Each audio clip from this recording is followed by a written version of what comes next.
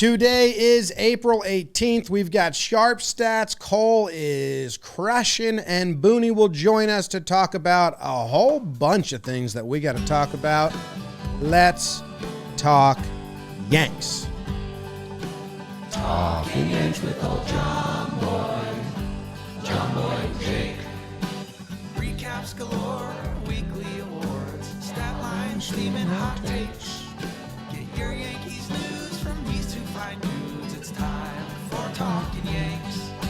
Talking Yanks with old John Boy and Jake.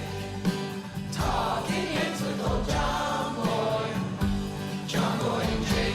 Hello and welcome to Talkin' Yanks, episode number 895, and it's brought to you by SeatGeek. And you can use code Yanks for $20 off your first purchase at SeatGeek. They have over 28 million downloads. They are the number one rated ticketing app. There's 70,000 events every single day you can purchase tickets to on SeatGeek. And if you want to do that in the coming days, make sure you use code Yanks for $20 off your first purchase at SeatGeek. My name is Jimmy. This is Jake, producer BBD in the corner. How are you doing? How's your voice, Jake? I think maybe Talking Yanks listeners were going to be very interested. James Davis, go to SeatGeek. Go see Shohei Ohtani next couple days at the stadium, if that's something you might be interested in. I'm good. I've hit a usable voice level. There's still a little rasp in there. But no, I'm good. Talked all day yesterday, talking all day today. Ep was well received. Jess's favorite Talking Yanks ep, no voice, and you get attacked by a velociraptor. I attacked it. So I'm good. I attacked you, and then you attacked it. Yeah, I won. How are you doing? I'm doing great. Phenomenal. Excited to hear what Katie's got lined up for us on Sharp Stats, because I am guessing it's a positive one, as the Yankees are the only team left in Major League Baseball to not lose a series. Kind of a wild stat. Yeah, I hopped on a betting show this morning. I'm always trying to cash out when I can. And they were like, the Rays are now the betting favorite to win the division. And I was like, oh, nothing's changed in my perspective. Like, I thought the Rays would be good this year. I think they're a good team. I thought they'd be better than last year. I don't have them as the AL East favorites yet.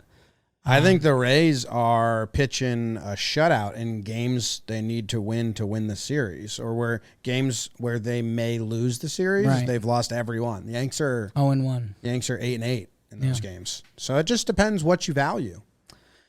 Yeah. Guts or glamour. Yeah. No, and again, that's not shots fired to the Rays start. I would love for the Yankees to go 14-0 against some of the lesser teams they play this year, and they probably won't. But I just thought it was funny. It was like, oh, you think the division's changed? We're not even through April. So I was like, betting wise, I guess you hit the Yankees again. Because the Yankees, we still see some guys in the lineup and bullpen that in the future aren't going to be necessarily part of the team. So I thought that was interesting.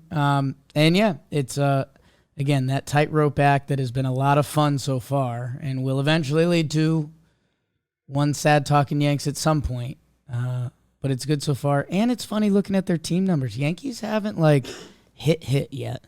They're hitting homers, 22nd in average, 24th in on-base percentage. Oh, really? The New York Yankees. Isn't that surprising? That is, because I feel like they have a lot of guys who, when I look at their stats, I'm like, yeah, I like that. Yeah, I like that. The good guys. Yeah, I think they have 6 out of 9. I'm looking at it now, 6 out of 9 with an OPS that is in the 8s and an OPS plus well above 100. So I don't know. I guess they're good at slugging. Yeah, they've been hitting homers, third in baseball. Go Yanks, go. GYG. Let's kick it right to Katie Sharp, the queen of stats, who's going to tell us a little bit about GAC, Gerrit Cole. Hey guys, Queen of Stats is back, And this week we are going to talk about the dominance of Gerrit Cole. And wow, he's been terrific this season. He's got a 0.95 ERA. He's got 32 strikeouts, I believe, in just 8 walks, a .74 WHIP, and the most important stat, probably 0 home runs allowed. Now, if you're thinking, this might be kind of the best stretch that he's ever had as a Yankee, we know it's the history in terms of Yankee starts to a season, 4 games into the season. But I did find one other stretch where he's been basically almost just about as dominant, and that was in April 2021 when he had a 1.43 ERA, a 0.72 WHIP, 60 strikeouts, and just 1 homer allowed in 5 games that month.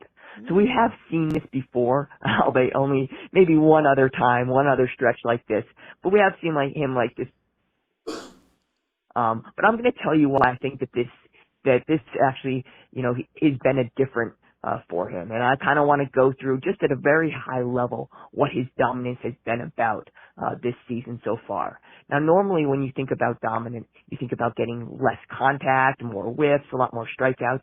That hasn't been the case for Cole this season. I'm sure he's had some high strikeout totals, but that's kind of normal for him. The thing that has been the difference maker for him has been avoiding the worst contact. And the worst contact, what I'm talking about, are barrels and home runs. Obviously, we talked about the home runs before. His hard hit percentage and his average exit velocity are really not much changed from last year. But check out this stat. He has only 3 barrels out of 60 batted balls allowed this season. That's a 5% rate. In 3 years previous, it was close to 10% as a Yankee. So that's a huge thing. He's just avoiding that worst contact. And the other thing that I think is really encouraging is he's getting a lot more grounders. His ground ball rate this season is 48%. His 3 previous years as a Yankee, it was 42%. And his fly ball rate is just 15%, which would be the lowest of his career. And 3 previous years as a Yankee, it was 29%. So I think that the fact that he's giving up a lot less fly balls is really a good sign for him. Because in that April 2021 stretch, he still had a very low ground ball rate and a very high fly ball rate. So these are things that I'll be watching for Gerrit Cole as the season goes on. The fly ball rate adds up because the no home run happening there. But that's interesting that there was another stretch as dominant because I would have guessed there wasn't. And I guess depending on what numbers you look at, I still think I'd say this one is a little more dominant. I brought up the teams from that April 2021. It was all in division, which is cool. It was Toronto, Baltimore, Toronto, Tampa. And then I was looking at this year, and it's not bad. You got Giants, which is whatever. They got some guys that can hit. James, I'll hit you with the numbers because that's what I was looking at. The San Francisco Giants, although they come off as a funky team, they are 4th in home runs this year. They're 8th in OPS, so the Giants' offense has gone a little bit. Gerrit Cole faced the Philadelphia Phillies. Those Phillies are 1st in batting average, 2nd in OPS this year. So he faced the Guard Dogs, who offensively they've been more towards the middle of the pack. And then we saw him in his last start against Minnesota, who, whether you're fueling the Ferrari with gasoline. There's a lot of good hitters on that team, even though they're off to a slow start. But Gerrit's been great, and I think it's funny we say compare it to other 4-game stretches. I think Gerrit's got 1 or 2 that do compare, and just the fact that he does is incredible, and it's easy to forget how high we have the bar set for Gerrit Cole. That when he goes on a streak like this. It's game changing. I was looking at our bullpen usage today, and when you go off day, complete game shutout, and then Domingo handed it to King the day before, Jim. It's like the prettiest you've seen our bullpen ever look rest wise. Yeah. I appreciate the 1 pitcher, 1 reliever, and then the complete game shutout's even better. And I still like Abreu with Cole.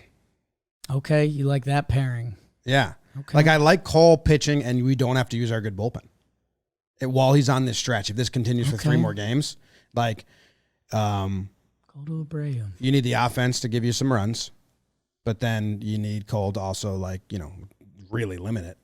And let's have a tag team happen there. I looked up his 3 barrels Sure. that he's given up, all outs. Huge. So that's nice. The one where Oswaldo went to the wall and faked him out and he smiled in the last game, that was a barrel. And in the Philly game, Schwarber sent one pretty deep to center that Judge tracked down. I remember wondering if Judge was going to get to that one. He did. And then also in the Twins game, Michael A. Taylor, who I guess is a power hitter now, also sent Judge, not to the track, but kind of, I think maybe the Schwarber one is a hit in other parks or like a homer in other parks. Maybe. The others, they're outs. Yeah, I think that one that Oswaldo duped us all on a little bit. I think in the summer that might have been a homer. I think everyone was a little surprised by that. And the Yankees hit a couple balls that day that just didn't go. But yeah, hey, keeping it on the ground, keeping out of the air, missing the barrel, really good formula. That ball Oswaldo tracked, yeah, the wind must have kept it in as well because the expected distance is like way gone in Yankee Stadium. There was a couple balls that game that just didn't go, and that's okay. Yeah, I like that. One last thing. So what have his hits been then? That's what I was going to pull up. And I wanted to pull up what his hits, what pitches they've been or what handedness. Looks like we have one hit off the cutter, which we were just looking at, and he's completely scrapped that from last year. He was trying to tinker with it and use it against lefties, much like what Clark's trying to do this year, and it got hit pretty bad. He scrapped that, I think, if not before the All-Star break, right around then, was like, nope, done. This does say he threw one this year that Will Brennan doubled on. Damn it, Will Brennan. And I just watched it, and I think they did categorize it right. I kind of like your Albert Abreu theory because I want to tie it to Little League relatable baseball. Yes. Same fastball speed, same slider speed, same changeup speed. But I think Albert Abreu's problem throughout his career has been he's wild, kind of doesn't know where it's going. So I kind of like, all right, we dealt with Gerrit Cole for 7 innings, and he was painting and he's, philosophizing on the mound. Here comes Albert Abreu, same stuff. But if you're trying to play the mental game with him, you're going to lose because he's not sure sometimes. Yeah. That fastball out could be a fastball in. Where they used to, last year, were using Chad off of Cole, similar stuff, but Chad, his fastball could be just right there for you sometimes. Yeah. Okay. I'm glad you like what I like. Yeah. A little pairing there. Yeah. Most of the hits Cole's given up have been on the fastball. 2 on the curve, 3 on the slider. The 2 I just looked at against the Guardians were one like off Glaber's glove. You got our guy Trey Turner with an absolute dribbler to third base. He just really hasn't been hit hard. Because what I was thinking was, if the 3 barrels he's given up were outs, right? So then what were the hits? Are they all dinks? Right. Donnie Barrels had a nice hit over the third baseman into the outfield. Taylor had a nice poke for a single, but you'll allow that if you're Cole. You're like, all right, take it. Don't need it. The farthest hit he's given up was Jose Ramirez's double, which went a projected 324 feet. And that was the first inning hit that scored runs in that game before he really settled down. And that might have been gone at the stadium. It was kind of on a line. I don't know. And the other one is Bryson Stott hit one a projected 323 feet in a long at-bat. Oh, my God, that's a bad swing.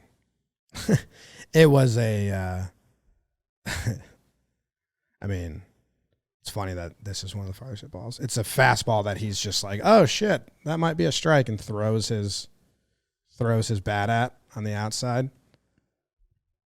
And just enough speed and enough timing pokes it past Oswaldo. Stott's been killing it this year. So that was kind of a nice piece of hitting, and Stott's hitting 380 this year. 71 in plate appearances. So he's seeing the ball well, clearly, first-round pick of the Phils. Let that one get deep. Anything to watch for from Cole, or right now for me, it's like enjoy the ride. Hope the offense picks him up. Hope the defense picks him up. All that good stuff. Yeah, I guess the most Jakey optimist spin I can give to you is that, we've had a silly ride with Gerrit. Might ask Boone about his personality a little bit because we've been talking about how much it's changed since he's been in town. I'm new in town. I guess Gerrit Cole's been great, right? Like that 2021 season, a 3.23 ERA, $181 innings. Sure. Even last year, I mean, he led the American League in strikeouts. Game started. The ERA was a little boosted. He gave up the most home runs. He's been top 10 Cy Young every year. 2 of those, he's been top 4. I guess, if I know Gerrit Cole like I think I do. Yeah. Gerrit Cole wants a Cy Young award really bad.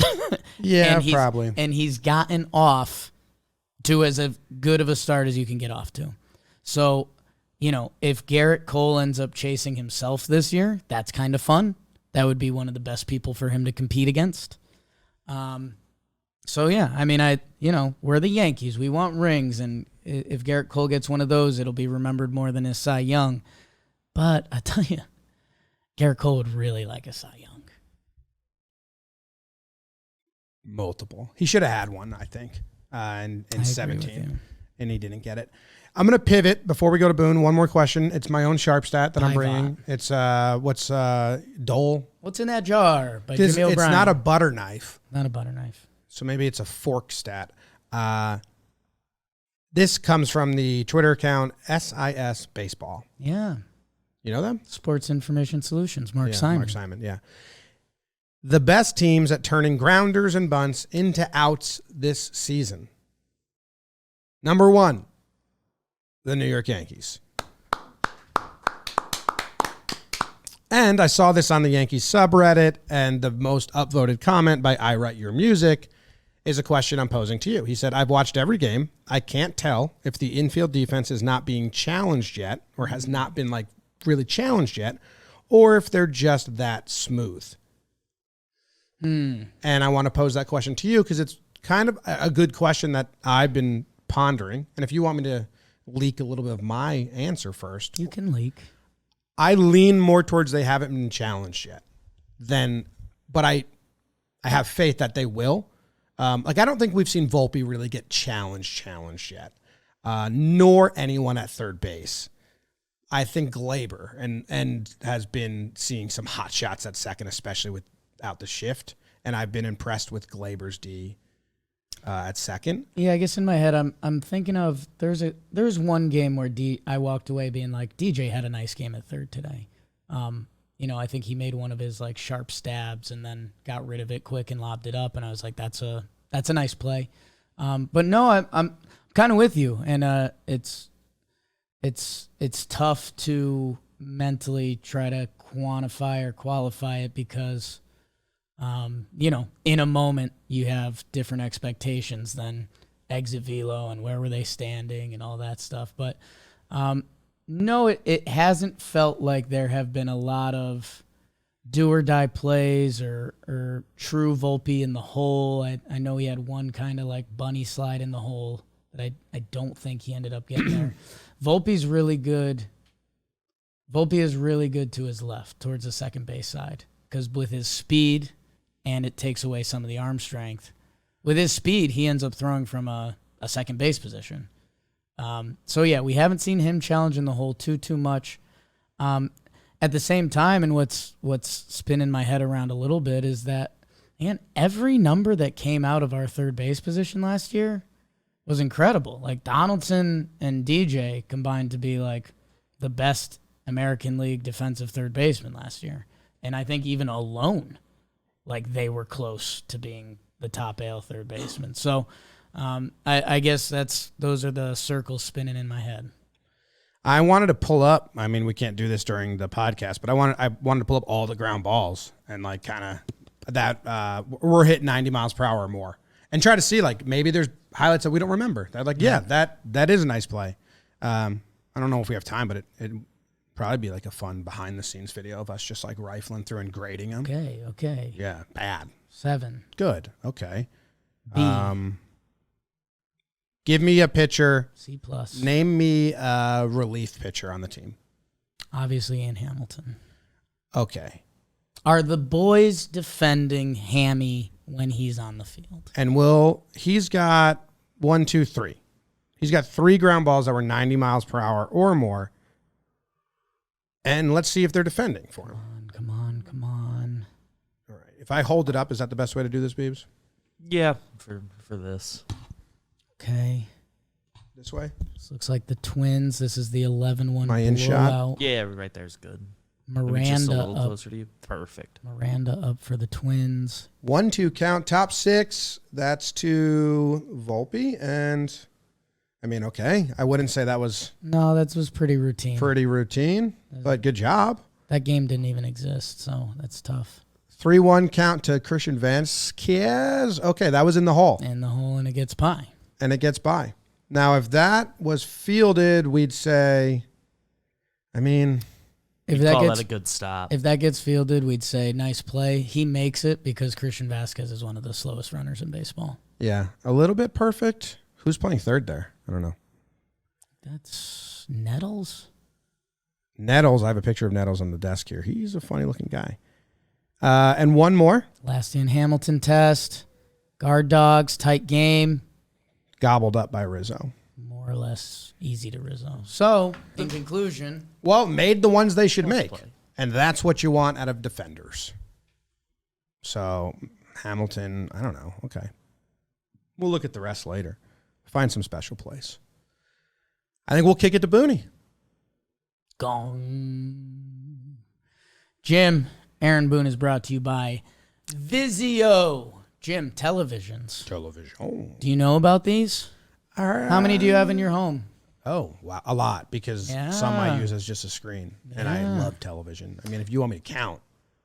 That was the question. 1, 2, 3, 4, 5. That's all, 5. Vizio, they have award-winning televisions. They're big 4K screens under $500. I like that. Vizio Watch Free Plus also offers MLB Network totally free right out of the box. Bang biscuit. You're saving money if you're a baseball fan. Head on over to Vizio.com to check out how you can elevate your viewing experience all season long. Whatever your budget, whatever your size, I hear that. Vizio has you covered for the perfect TV and soundbar combo. Get that soundbar going. You know my hearing's not great. Elevate your AV for the MLB season. Vizio has the perfect TV for you. Click on the link. Aaron Boone. Boone. All right. Welcome, Boone. I'm getting right to the point today because we got a lot to cover with you. I think it's our most action-packed week with roster moves, with drama, with wins and losses and moves and all of that. But first, I need to know, how did I do on the lip reading? Did you watch the video? I did watch the video. You were probably pretty good, but you said at one point you said I maybe took the Lord's name in vain, and that would never happen. Oh, okay. Yeah. I will remember that.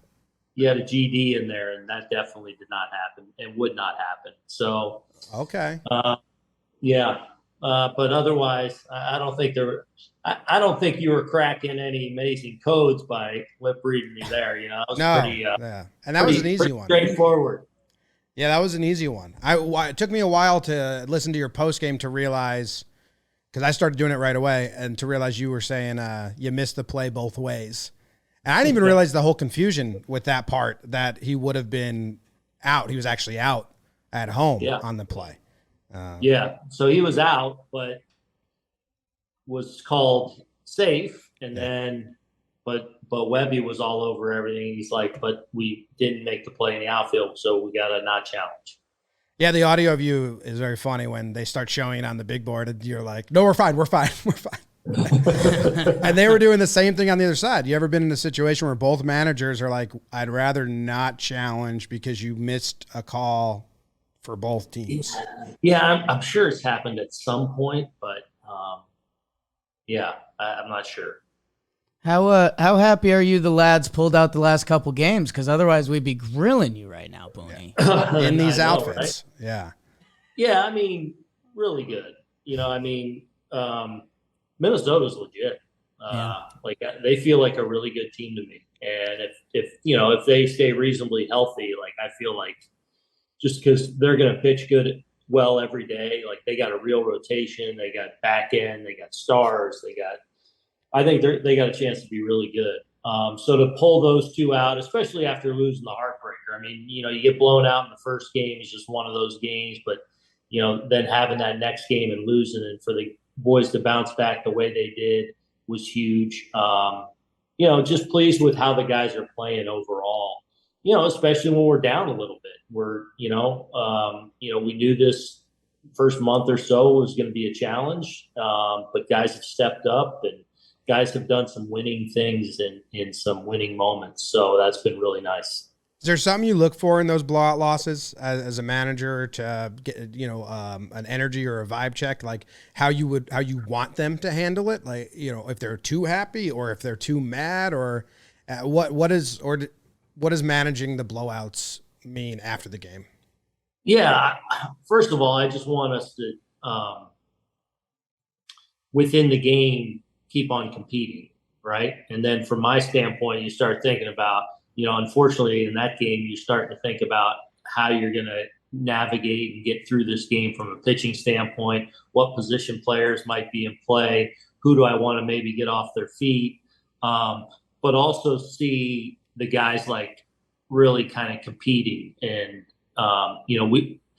fortunately, we don't play very many of those games. It feels like most of the games, I think more so than anyone, like for us are close games. When we lose games, usually they're close. And I actually was paying attention to, I feel like, how we were competing throughout that game.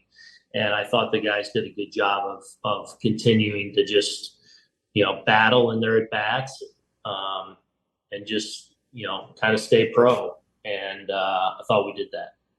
Now, I want to talk a little lineup, Boone, because I think the last time we talked to you, Volpe off day, and then he gets the first crack at leading off, and we've been seeing him getting him on base. And obviously, when you think traditional baseball, you think that leadoff hitter with the get on base and be able to run, and Volpe can obviously do that. And with that, we saw DJ get slid down in the middle of the lineup, which I know you guys have done in previous years. And I think you've talked about that different look when you go through the middle of the lineup. Do you guys think that can be kind of the A lineup for you later in the season? Is it exploratory, or where does it land? Yeah, I mean, with Giancarlo down now, obviously that kind of takes out our four hitter for a while. So that was kind of the impetus of this one was, I'll have Volpe in the leadoff spot again tonight, DJ in the middle of the order, just to try and give a little bit of length to our order. And obviously DJ was the big offensive guy for us in the Cole game the other day, where it was 2-0 game. So I feel like DJ's skill set and presence in that 5-hole, hopefully coming up with runners on base a fair amount of times. Like I've always kind of liked him there, but he's been such a good leadoff hitter for us. So I think certainly while Stanton's out, it is something that you could see more of. When Donaldson comes back, and I asked you this before the season started, or I asked you at some point, could Gleyber slide ahead of Donaldson? And your answer then was, I hope not. I hope everyone stays where they stay. But at this point, Gleyber's moved up. Now, he just had an off series, but he still has looked good. And you've used him in the 5-hole, the 4-hole. He's looked great this year. Does Donaldson come back and get that 5 spot, and Gleyber then would get pushed down, or is Gleyber going to bat cleanup in front of Donaldson? Or, well, I mean, with G out, I mean, it just kind of depends who's in and if somebody's getting an off day that day. So Gleyber, when everyone was at least semi-healthy, where'd I go there? Oh. At least semi-healthy. Gleyber was the guy that if somebody had an off day, I pop Glaber in the leadoff spot a couple times. I popped him in the 3-hole, and the one day I gave Rizzo a rest. So Glaber's that guy I kind of mix around anywhere middle of the order, top of the order. But I don't know. Just stay tuned. Okay. Well, also when Donaldson comes back, you had mentioned on MLB radio with Duquette that most likely Peraza goes back down when Donaldson gets activated. Will that still most likely be the case tomorrow? We'll see. You know, I did I explicitly say something like that? Because I always am careful to get ahead of myself. You said it will most likely be a short stint with Donaldson. Yeah, it might be a short stint, but you know, the game changes when you start making too many plans, and all of a sudden, wrinkle gets thrown in there. But we like playing detective with you because, as you said, Cash and Fish are real good at the roster stuff, the options. You've hinted that you're well aware there's only 5 options for players this year, and it was a little odd to us or to me that you would burn one of those options on Peraza when he may not even, one start max or not even get a start, when it seemed like you could have just kept Stanton on the bench for that Cole game and activate Donaldson early. Like it didn't seem like it needed a move. But we didn't want to change any of those plans. Like we knew Stanton was going to be going on the IL, so we didn't want to put ourselves in a situation to get caught short. We didn't want to deviate from the plan, even though JD's physically, I feel like absolutely ready to go. But we put that plan in place to have him, get 2 or 3 at bats tonight in a rehab game. So I just didn't want to mess with that too much, because of I wanted to be disciplined to that at least. So, we decided to do it, and obviously not having a lot of roster options right now to do a short-term thing. Oswald at least comes up and off the bench gives you speed, and if I get him in there, we obviously really like the player. Do you ever, we live on the internet. It's a scary place. Do you ever give the training staff fellas, help me out? It feels like it's every year, Boone. I know literally every fan base says that, but I mean, can you even give them a little fake guff on the side? The Yankees are the Yankees when they've got these dudes, and it feels like every year we're cycling through our depths, and usually we find a couple gems on the way, like we talked about Franchi. But it's crazy, man. Yeah, there's definitely been years that we've been hit pretty hard by the injury bug. I really think in 2019 to be in that year, especially because we lost some big boys. But it was so rewarding because so many people over and over again just were stepping up and found these diamonds in the rough and guys really stepped up. So, unfortunately it's part of it. I believe wholeheartedly that we have an outstanding training and strength and conditioning staff. And we just got to kind of weather this storm. And I am trying to look at it through that kind of half full of this is better. We were so healthy early and, the first couple months of the season last year, and then obviously got hit with it in July and August a little bit. I'm hoping that, a handful of these obviously key guys that we're going to start to get back in the month of May, serves us well moving forward, and we're kind of getting it out of the way. We work very hard to do our best to keep these guys healthy, and they do as well. They care about it and put a lot into it. And, the way I would say it is, I think, today's game is so physical, and so these guys are so, I even look back, my last year playing was 2009. And I look back to when I played, 15, 20, 25 years ago. And I watch on a nightly basis. And as a position player and as a hitter, I watch these pitchers and just think, man, these guys are so good. Yeah. And you got to match physicality every night. And these guys are wound so that they are getting, maximum physical exertion. And so in a lot of ways, they've always been this way, but they're like race cars, and when you're so finely tuned, sometimes a little pop and it goes, and you got to go in the shop. And, that's kind of how I look at it a little bit right now. And, unfortunately we've got hit with it here early, but we're going to be okay. It was fun having Judge, Rizzo, and Stan all hitting at the same time, because it felt like I don't think we had that last year for as long as we even had already this year, where, not all healthy, we had that last year, but all barreling the ball up consistently every game. And I had that thought, and then he got hurt, so my bad. Yeah, I know. They all are playing really well.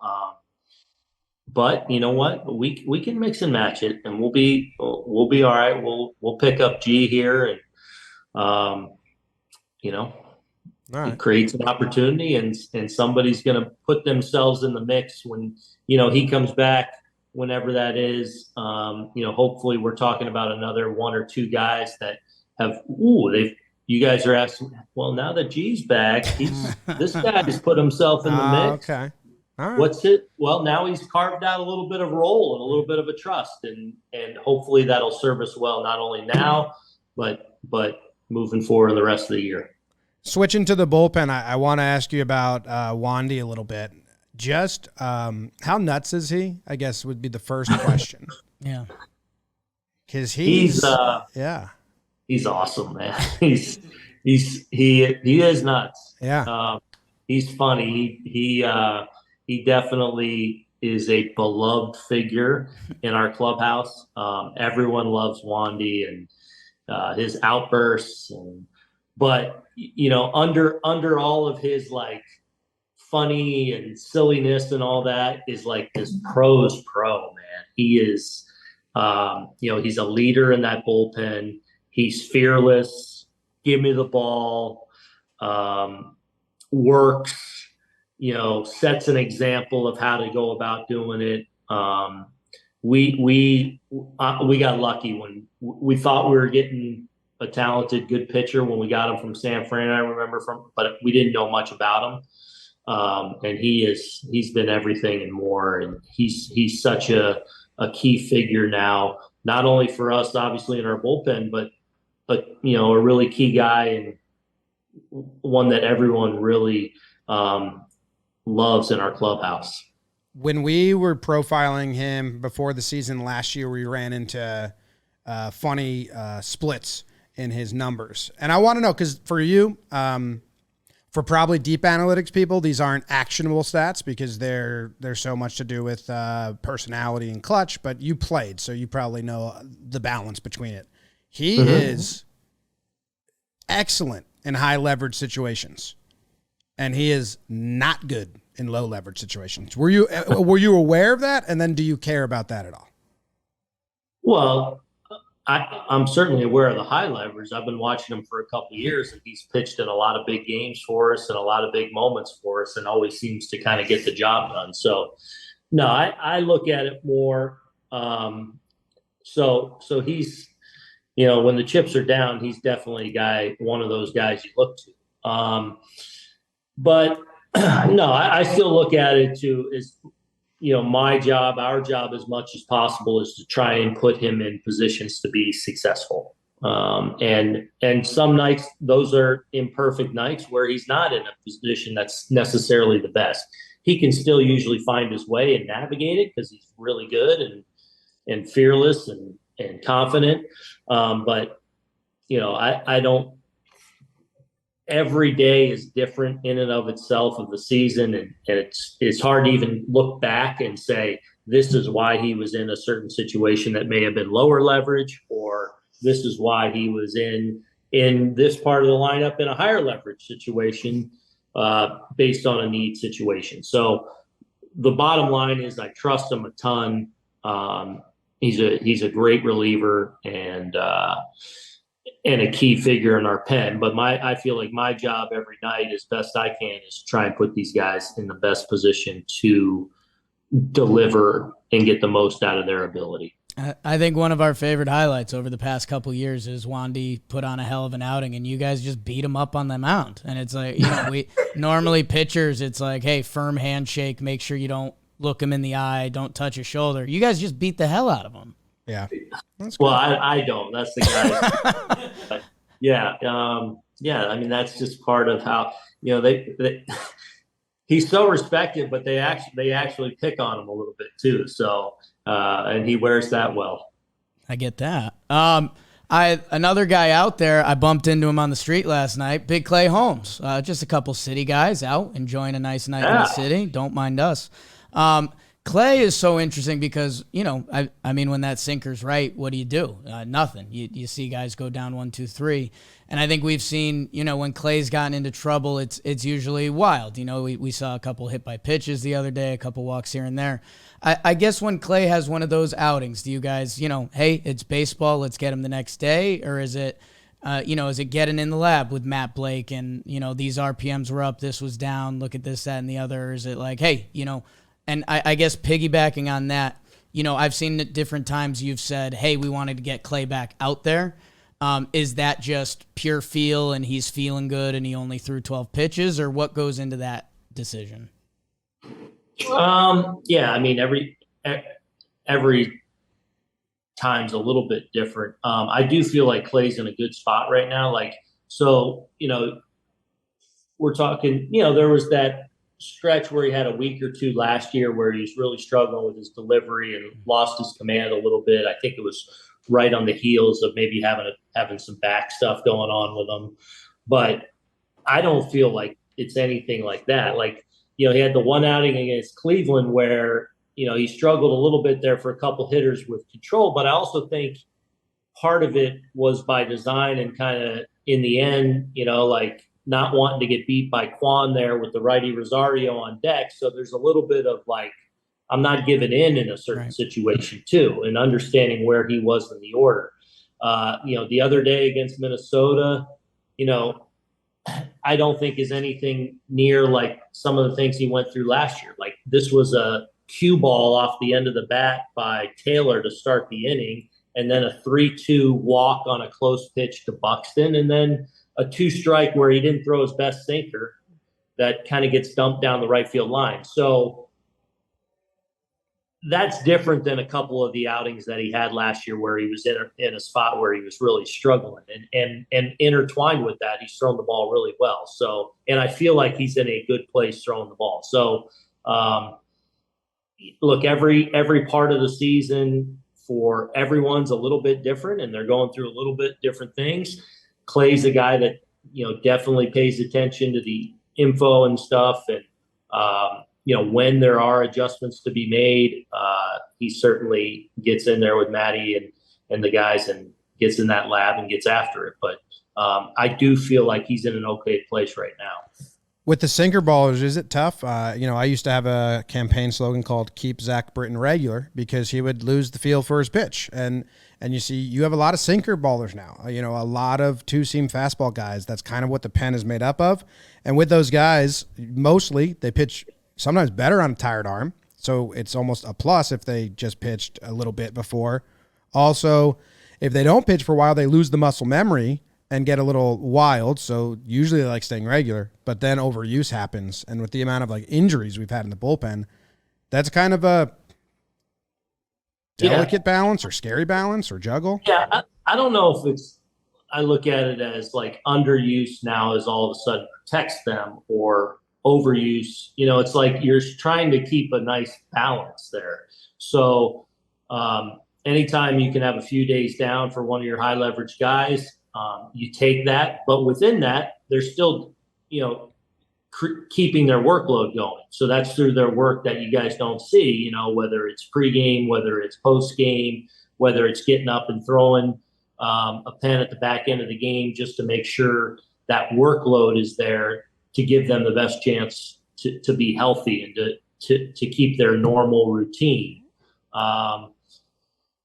So with Clay, I don't so much look if he hasn't pitched in 5 or 6 days, of course I'm going to want to get him into a game, but I don't really feel that need to get guys into the game, especially this time of year, if they've had a few days down. What about with Britton? Did you feel it with him? Because I had a whole campaign, so I'd like some backing on it.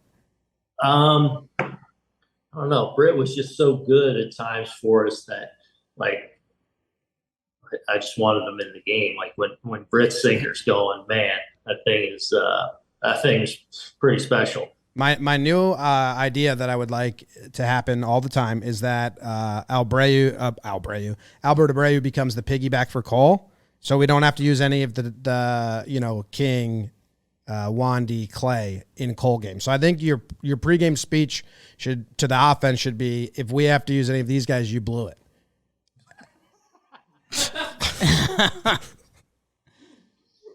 That's funny. Hey, we use them how we got it. We're trying, no pregame speeches. Well, all right. I'll let them know. Sounds like we'll table that one.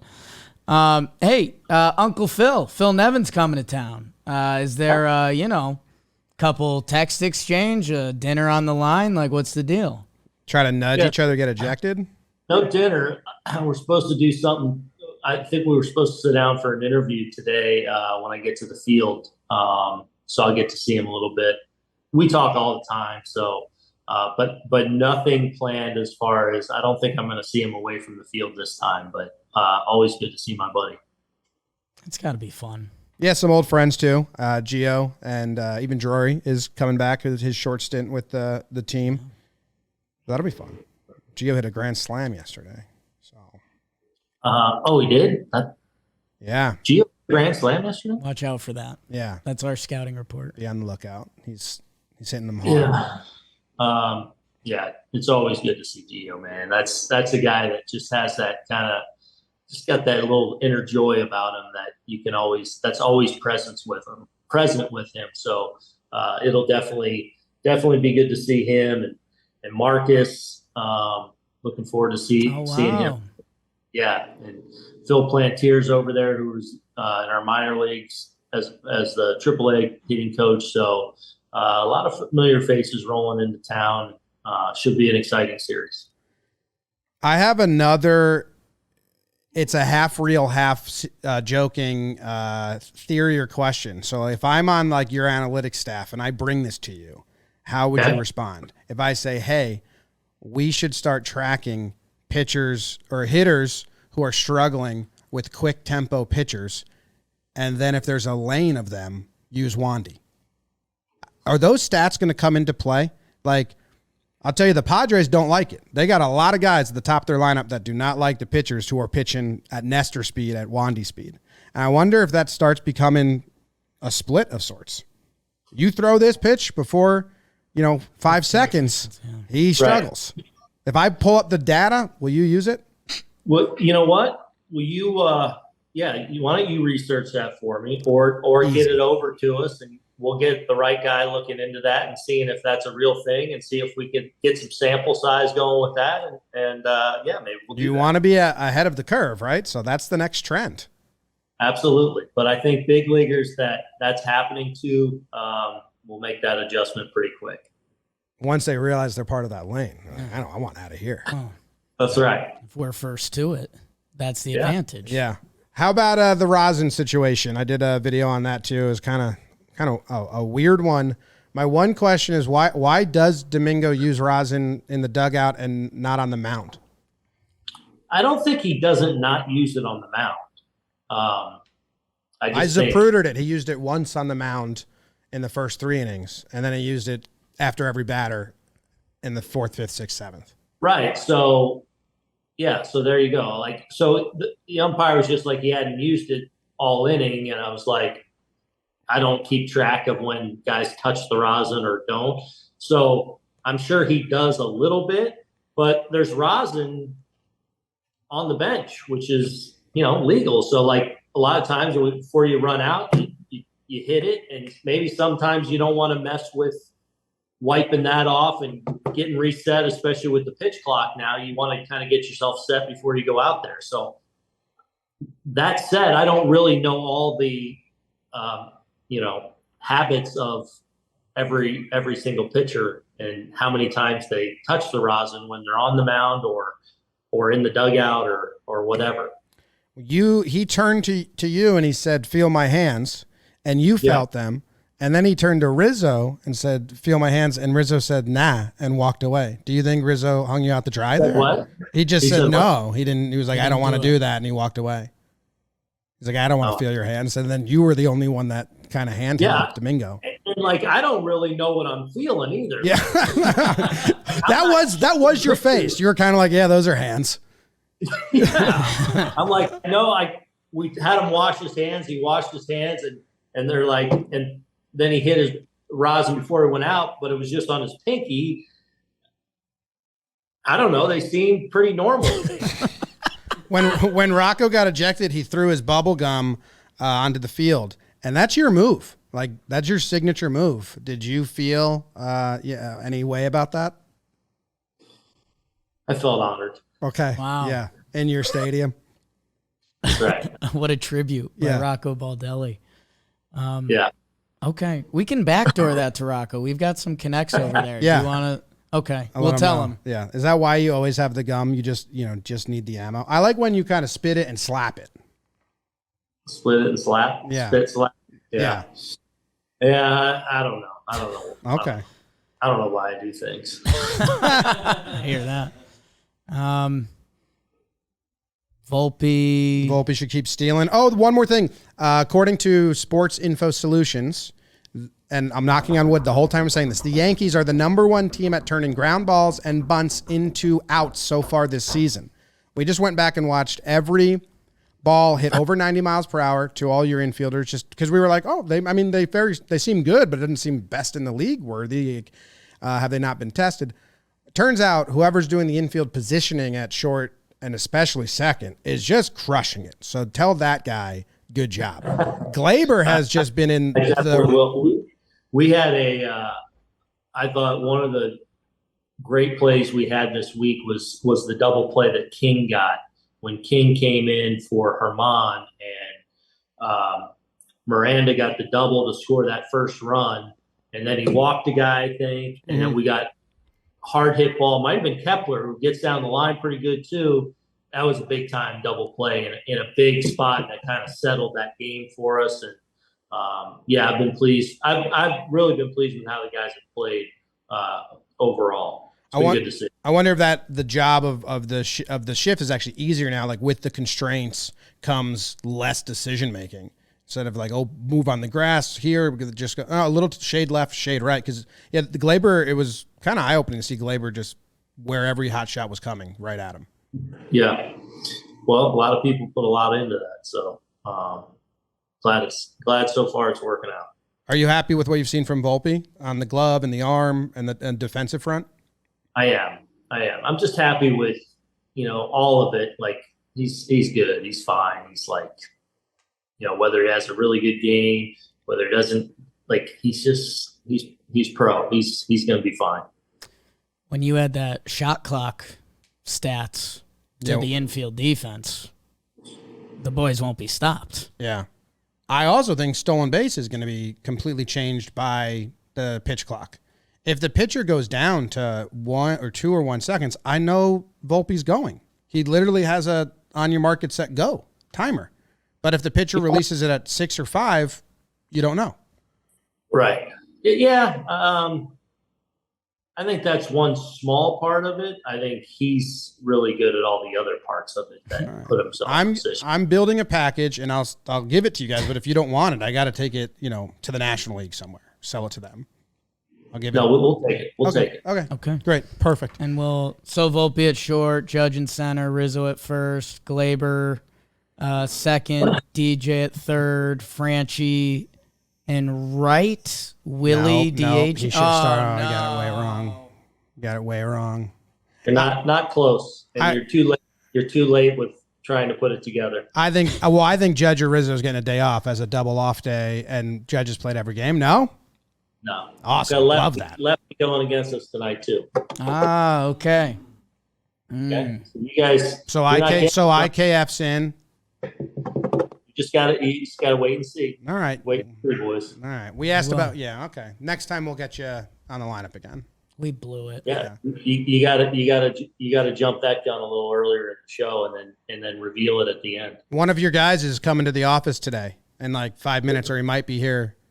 Do you want to know, or is he going to get in trouble? Or are they allowed to have fun before games? Who you got? As Waldo.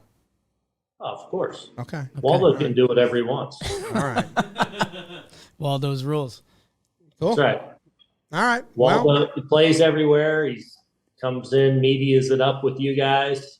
Waldo can do it all. Let's win another series, I think. President. He's going to run for president someday. Okay. We could start that. President of what?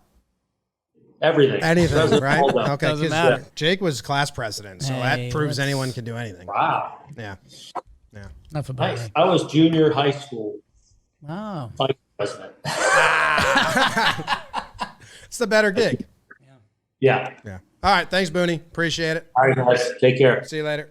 That was Bantering with Boone, brought to you by Vizio. Yeah, I mean, that got. We're all in good moods. The Yankees are the only team to not lose a series yet.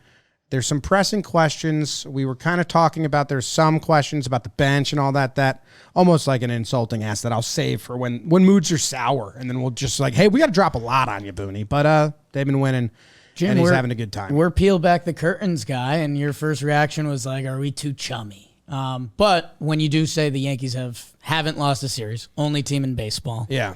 While dealing with a lot of injuries, which we touched on it is what it is, and we'll keep winning series. We'll keep being chummy. That's where I live. Yeah, and we asked some that he like the Donaldson, and he just said you're gonna have to wait and see. He was like, stop. Where if he kept that going, it would have went into a different like. Well, I don't like him in the 5-hole, but he didn't. He just cut that right off. So anyway, I wonder if our guy Zillo's been listening and Boone's getting coached up a little more. Like you can have fun with these guys, but tighten it up. Zillow listens on two times speed. He's a busy guy. He is a busy guy. Yeah. And if you're busy and you're out and about this summer, make sure you have your Shady Rays on you. We had 3 like 80 and sunny days last week, and I was wearing my Shady Rays every day, and you should wear your Shady Rays too. World-class product, just as good as any of the expensive pairs you've worn or seen. And Shady Rays has their lost and broken replacement guarantee. So basically, you're getting sunnies for life if you do it with Shady Rays. And I think we've got a big announcement with them that we've been sitting on for a little while that I'm excited to get to. So, exclusively for our listeners, Shady Rays is giving out their best deal of the season. Go to shadyrays.com and use code YANKS. 50% off 2+ pairs of polarized sunglasses. So get yourself a pair, get yourself a couple pairs, or get 1 or 2 as a gift. Shady Rays, code Yanks, 50% off 2+ pairs of polarized sunglasses. Jim, Shady Rays sunglasses vision. What else did Boone give you a vision of? Wandy being crazy. I would have liked to say, I put him in the role over Clay, but he, with vivid memory, said that he wasn't bothered by that Clay outing, and it was just a bunch of blocked balls. But it lost the game, and you don't want your best reliever to lose you too many games. When they do, it stings. So I guess Clay's given the chance to do it a couple more times. The Wandy stuff's great because he is, if you go to a game and you have eyes on Wandy after he pitches when he's in the dugout, or just if he's pitching, like watch him. He is an absolute character, and I don't know. I like asking him about. Obviously, you make a joke out of some, but out of like quirky stats like that, right? And I truly believe the pitch clock will be like. It sounds stupid right now, but when they first said the opener and bullpenning back in 2016, It was Brian Kenny's crazy theory that would never happen, and then it took over the league for 2 years. Yeah, and he's right. Guys will make the adjustment, but before they do, I do think teams are going to fuck with that. Like if you have a pitcher like Nestor who doesn't care when to pitch, right, and you have a batter like Manny Machado who really doesn't like being rushed, you're going to rush him. It's out in the open. Right. That is the strategy. And yeah, I wonder how much data they need to make it significant. And yeah, it's finding the line because it's been it's been a baseball joke for years that, during day games with a runner on second that, Aaron Hicks is the best hitter in baseball. And it's like, okay, so what does that stat actually mean? Like, where do they draw their line in the sand? Is it a pitch clock? Yeah, what's actionable or what's just nonsense, Every day. Ooh. You know what I'm saying? I hear you. What did you like? I liked that he was having fun. What did he start laughing at the end? He had a good chuckle at the end. He had a big laugh at chuckle. my pregame speech. He liked that. Yes. I said, if the big guys have to get up tonight, you've blown it. That felt like the first time he really didn't know how to answer something. He was just That's like, a real question. He was just like, that's not how pregame speeches go. This isn't how this works, man. I think you try it out. If it wins one game, maybe Wandy has to games? say it. If I have to pitch tonight, Yeah. you guys blew it. Because Cole's getting the job done. Yeah. Throw up 5, It's and called Albert's going to finish it out. Cold Albert. I'll let Oswaldo know if he's in the office. Get it done when And Cole's in. Oswaldo's the next president. Of anything. Anything. That's Anything huge he for wants. Oswaldo. Yeah. What do you think he would choose?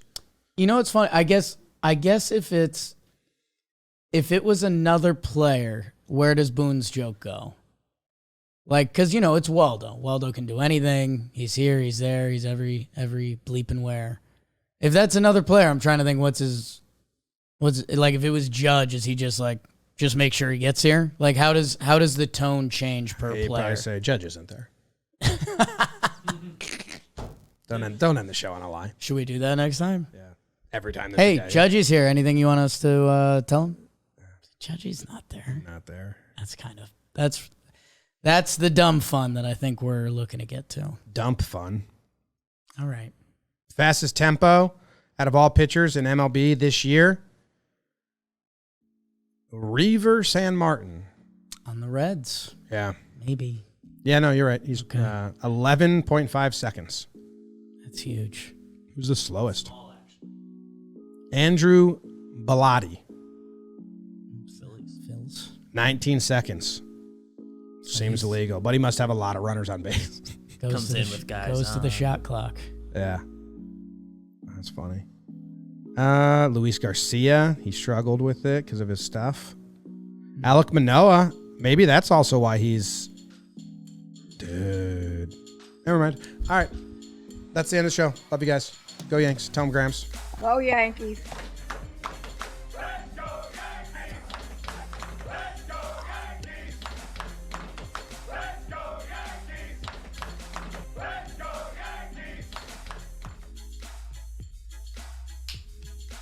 Ba-da-da-bop-bop.